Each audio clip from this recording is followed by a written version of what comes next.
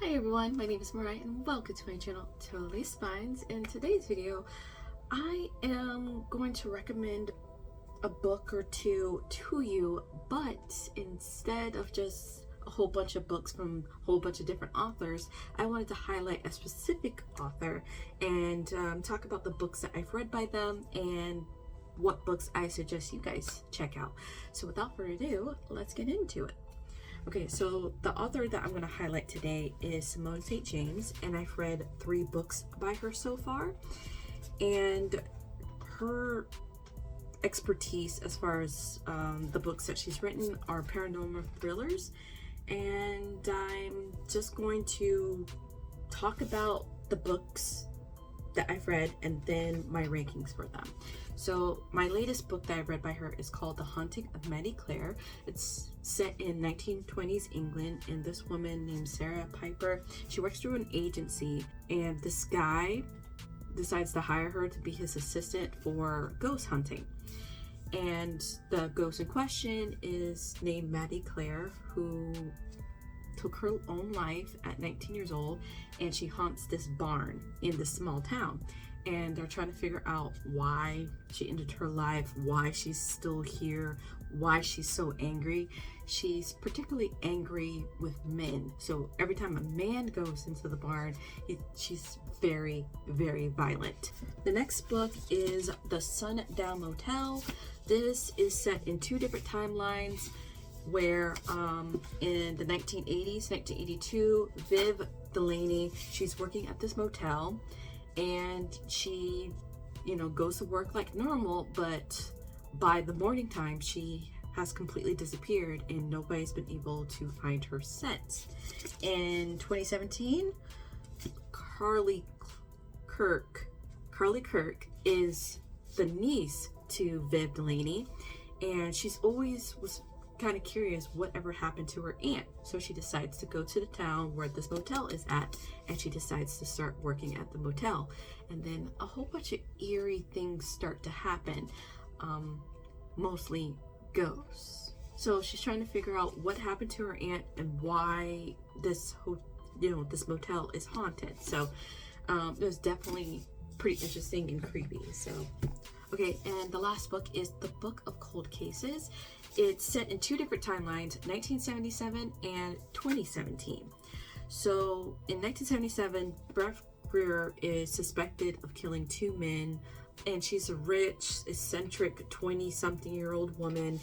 And back then, for dressing a certain way or acting a certain way, it made people suspicious, so they assumed that she's the one that killed these 2 men. So she goes to trial, she was acquitted of the murders, but people still think that maybe she was involved somehow. In 2017, Shay Collins is a receptionist at a doctor's office by day, but she has a blog about cold cases that she runs at night, and she decides to write about the lady killer murders from 1977. And as luck would have it, Beth Greer decides, hey, you can interview me. So Shay goes to Beth's house, and something weird is happening in this house. Like, things are moving, you're seeing blood, like pipes and walking when nobody's there. It's kind of eerie, it's kind of chilling, and it makes you think, like, how come Beth has not left this mansion, and was she involved in these murders somehow? Is she a cold-blooded killer? We're gonna go 3rd place, 2nd place, and 1st place. So the book that I believe will go in 3rd place is The Book of Cold Cases. Honestly, I would give this like maybe a solid 3 stars, because to me, I didn't like the ending, and also the lack of cold cases. I feel like the title of this book was just a blimp kind of thing. Like, sure, she does have a blog called The Book of Cold Cases, but it's like only mentioned a few times, and just understanding Beth and then the issue with Shay, seems to be the primary thing. And I felt like it should have been called the Book of Cold Cases. I felt like it should have been called the Lady Killer Murders. I feel like that would have made more sense given what is happening in the book, okay? As far as the Book of Cold Cases, I felt like maybe more cold cases could have been more, incorporated more into the story, like into the whole mystery, maybe interconnecting somehow. But no, I felt like there wasn't a lot of focus on the Book of Cold Cases. So I felt like this title does not belong here. It should have been the Lady Killer Murders. I feel like that would have been a better title. Like, if you've read this book, let me know if you agree. Like, this would make sense to me. So given that rating, it will be in 3rd place. The next book I'm going to give to 2nd place is The Haunting of Maddie Clare. I had a feeling I knew why she was angry. Yeah, I mean, it's pretty easy to pick up.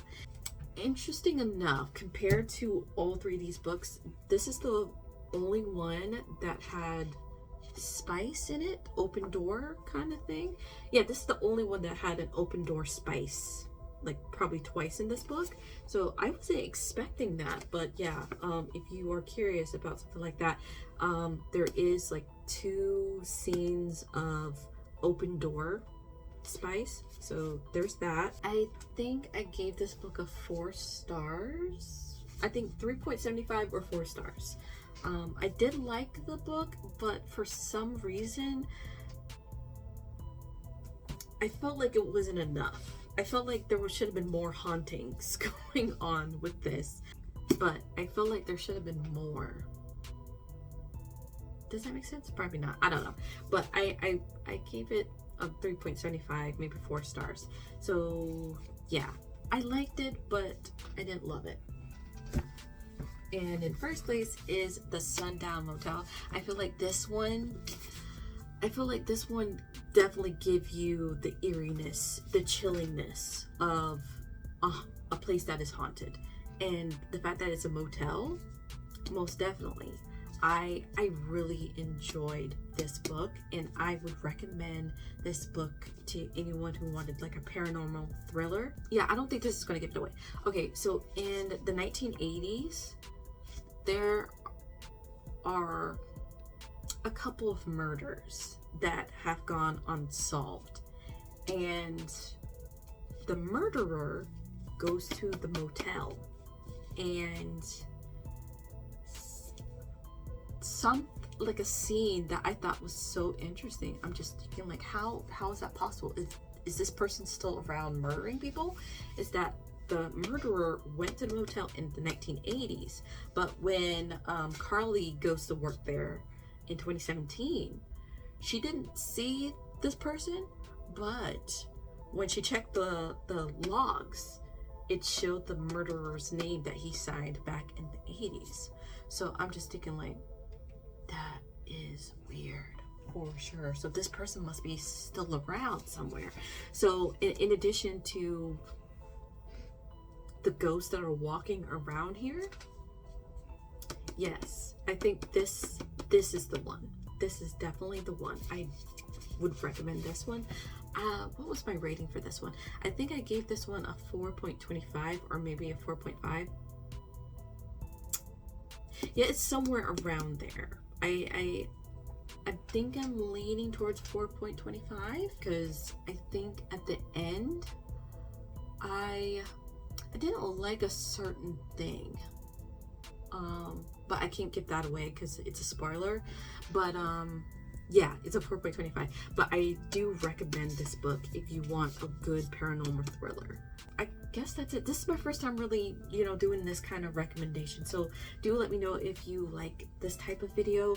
Let me know if you've read these books and what do you think about them, and what other authors you're thinking that I should recommend next as far as books that I've read. And subscribe to the channel if you have not. Give it a thumbs up, comment down below anything positive, whatever, and I'll see you in the next video. Bye.